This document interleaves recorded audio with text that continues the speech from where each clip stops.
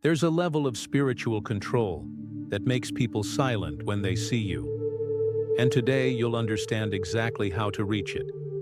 Have you ever met someone whose calm is so deep that nothing disturbs them? They don't react, they don't rush, they don't get pulled by emotions or chaos.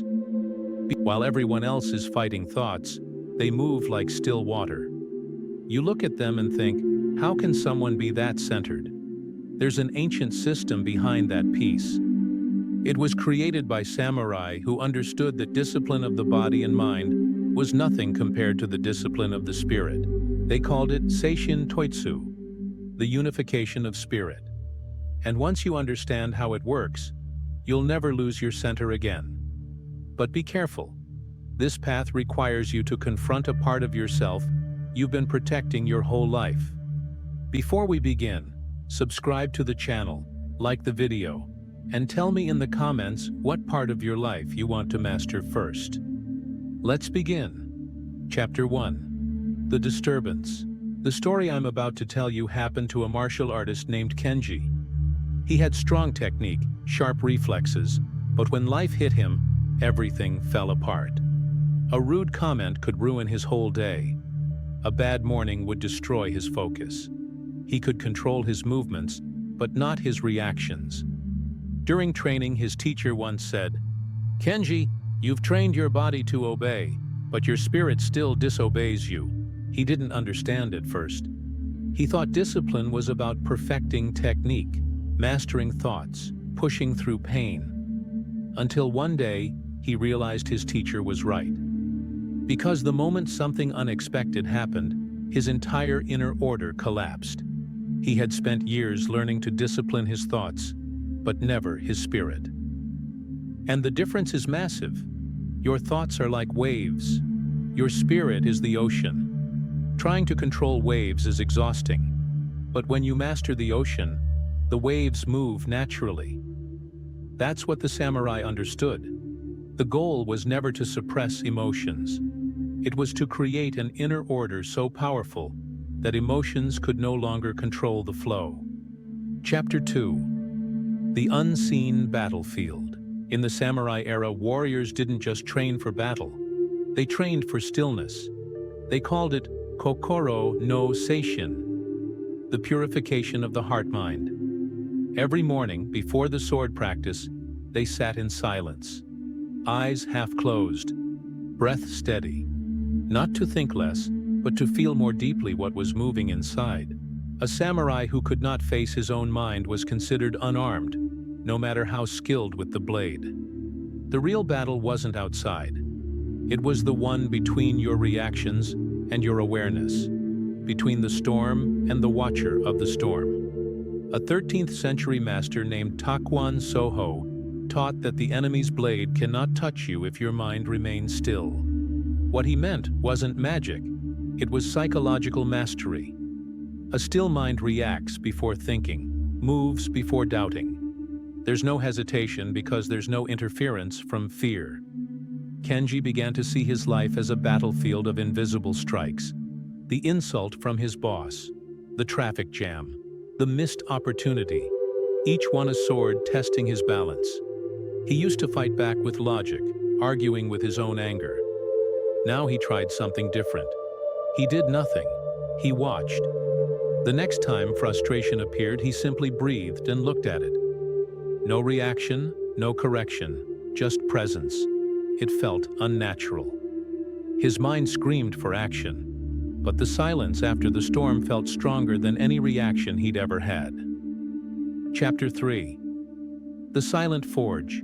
Stillness doesn't come naturally. It's forged, and the forge is repetition. The samurai used to repeat the same movement 1,000 times not to perfect the swing, but to perfect the presence within the swing. Every motion was meditation. Every repetition burned away another layer of hesitation. Kenji created his own forge. Each morning he stood in front of the mirror and bowed, even if only for himself. It wasn't about ritual.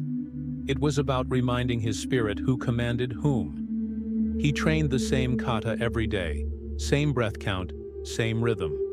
Some days his body was sharp, other days, clumsy. But that wasn't the point. The discipline wasn't in the form. It was in the presence inside the form. His friends laughed. "You're turning into one of those monks." But he didn't care. Because he was starting to see something they couldn't. The world outside had stopped controlling the world inside. The insult still came. The failure still stung. But the reaction had nowhere to land. The space between stimulus and response had become sacred. Chapter 4. Spirit before thought. One evening his teacher handed him a wooden sword and said, "Strike me when you're ready." Kenji waited, searching for the right moment. The teacher moved before he even noticed. Tapped to the chest. "You think too slow," the teacher said. "The spirit knows before the mind decides." That's when Kenji understood what Seishin Toitsu truly meant. The mind was never meant to lead. The spirit was. Every time you try to discipline your thoughts, you're already one step too late. Thoughts are ripples. Spirit is direction. When your spirit is undisciplined, your mind keeps switching paths. One day calm, next day chaos. That's why meditation alone doesn't transform you. You're watching the waves but not commanding the tide. To discipline your spirit, you must decide one thing: what you serve.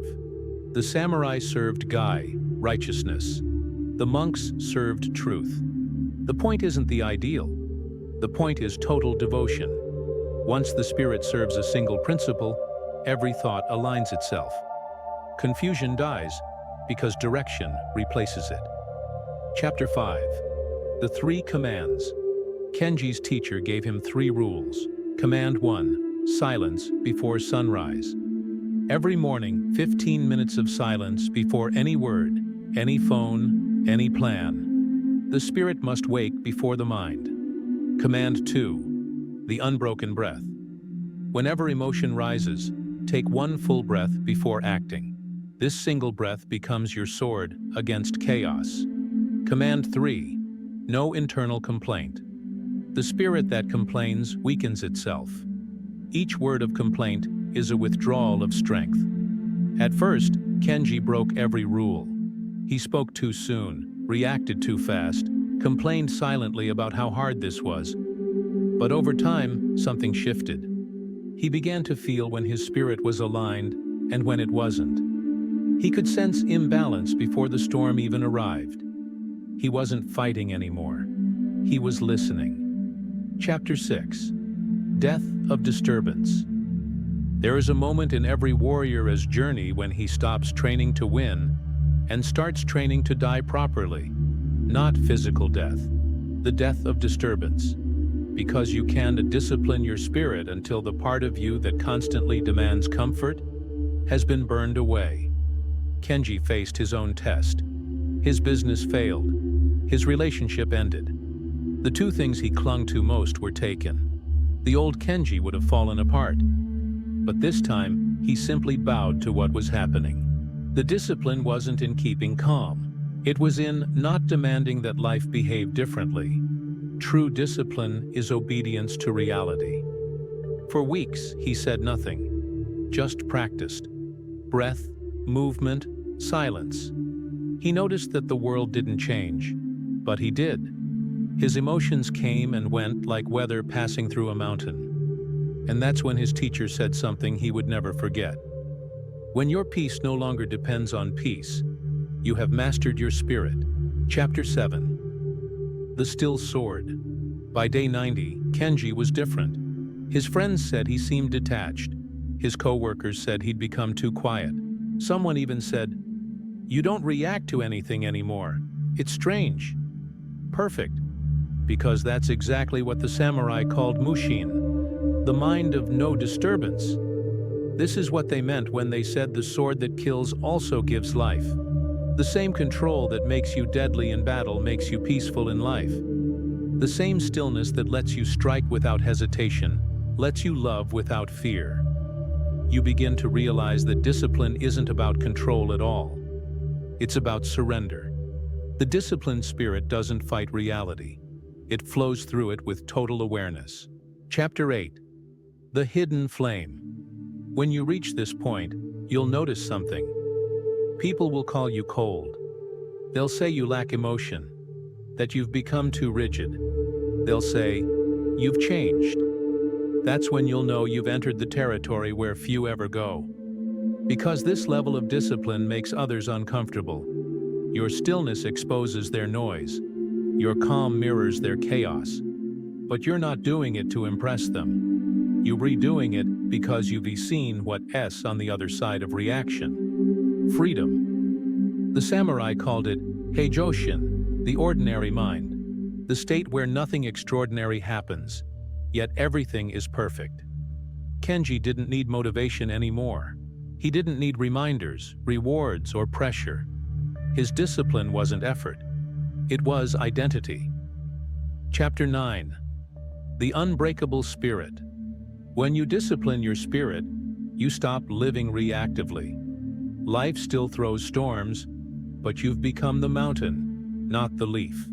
Your strength no longer comes from trying harder, but from needing less. The samurai path was never about dominance. It was about alignment. You stop asking, "How can I control my mind?" and start asking, "How can I serve my truth?" Because when your spirit bows to something higher, your thoughts fall in line automatically. The outer discipline becomes the reflection of the inner harmony. That's why true power feels like calm. That's why the strongest people in the room rarely speak first. So ask yourself this: do you want to control your thoughts, or do you want to master your spirit? Because one keeps you busy forever. The other sets you free. If this video gave you a new understanding of discipline, subscribe and activate the bell. Comment below with one practice you'll start to discipline your spirit. Remember, the most powerful warriors aren't those who conquer others. They're the ones who've conquered themselves. And when you reach that point, people will look at you and say, "He's different." And the answer will be simple. He isn't controlling the storm anymore. He became the sky.